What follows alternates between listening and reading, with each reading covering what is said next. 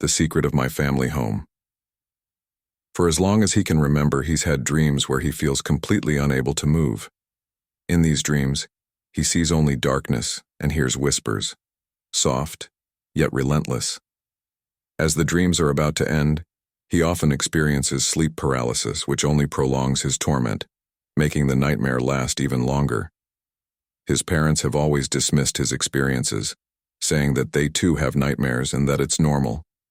They would tell him he just needs to get used to it, insisting it's nothing worth focusing on.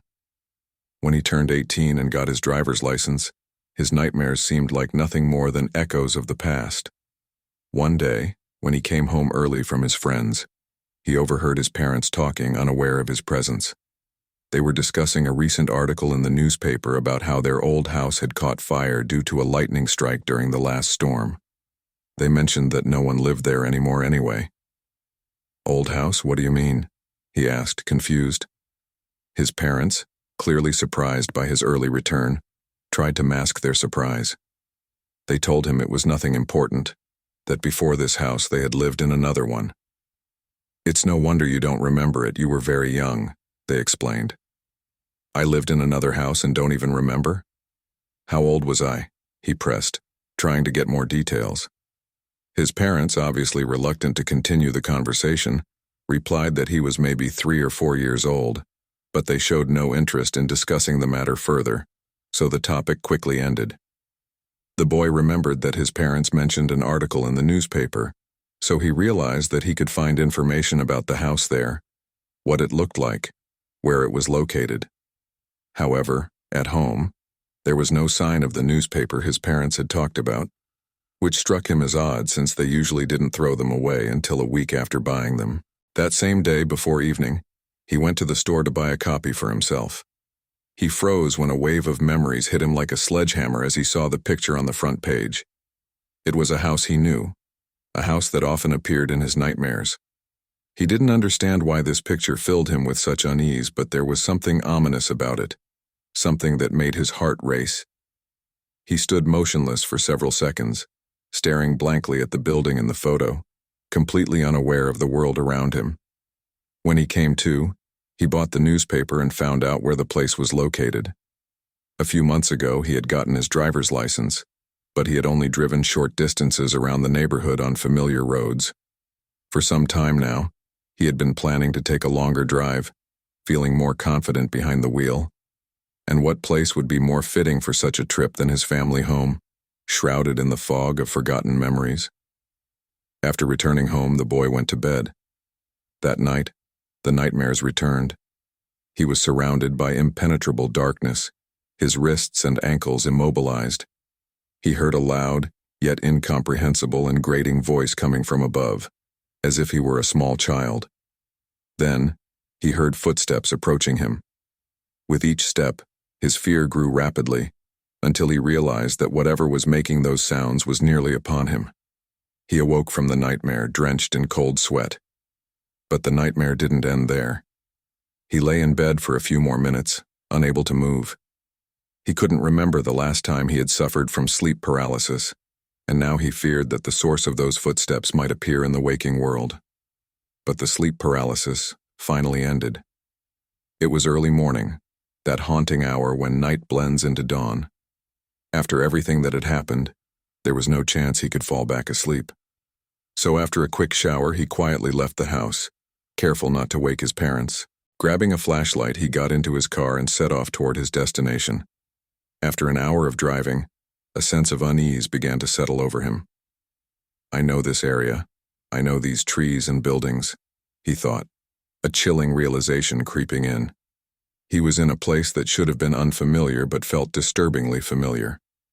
In the distance, a house emerged from the fog, a house slightly blackened from charred wood and smoke. The roof was completely gone, yet much of the structure had been spared by the firefighters. He parked his car nearby and slowly approached the entrance, an inexplicable tension growing within him. He stepped through the gaping hole where a window had once been, just days earlier. Inside, a sense of dread gripped him. The place seemed both alien and strangely familiar. Every corner, every shadow, stirred mixed emotions within him, as if he were rediscovering something long buried in his memory. Suddenly his eyes were drawn to something, an old heavy door leading to the basement. It stood dark and ominous, like the entrance to some forgotten underworld. A cold shiver ran down his spine. "Get a grip. You're an adult," he told himself. But the fear lingered, refusing to let go. He pushed the door open and slowly began descending the stairs, as if he were stepping down into the depths of an abyss. With each step, he felt as though he was sinking deeper into darkness. Suddenly, a wave of weakness overcame him as memories hit him like a sledgehammer. He knew this room all too well, for he had spent countless hours here, often entire days, his hands and feet bound, lying on the cold, dusty floor surrounded by darkness with only the sounds of scurrying mice breaking the silence. His heart started to race, beating rapidly and irregularly, and he felt his limbs weakening. The vision before his eyes began to blur and his body grew heavier with each passing second. "Will I find myself unconscious in this dark cell once again?" he thought as he collapsed to the floor, losing consciousness. He woke up in his own home, lying on his soft bed, with his father sitting beside him in a chair. His father's face lit up as he saw his son awake, but there was deep concern in his eyes. "Tell me the truth, no matter how awful it might be. I need to know," the boy shouted, unable to bear the weight of uncertainty any longer. His father hesitated, clearly struggling with himself. But he knew the time had come to reveal everything. His voice was heavy as he finally began to speak. "It's our fault. All of this is because of us. We thought we were protecting you, but we failed. The babysitter. It never occurred to me that something might be wrong with her. For a month we left you with her while we were at work. Every day we came home, everything seemed fine. You never said a word about her. Then you caught a cold and we assumed that's why you were so quiet and withdrawn. But even after you recovered, you were still sad, and I knew something was wrong. That day, I left work early on purpose. I came home, and no one was in the living room. The basement door was ajar. I opened it and saw her tying your hands. I charged at her, knocked her down, and called the police. I'm so sorry." His father began to sob, his shoulders shaking. "I can't imagine how many times she did this to you, and I have no idea what drove her to it. The memory of that day haunts my nightmares, and it must have been an unbearable burden for a child. You forgot because it was too much for you to handle.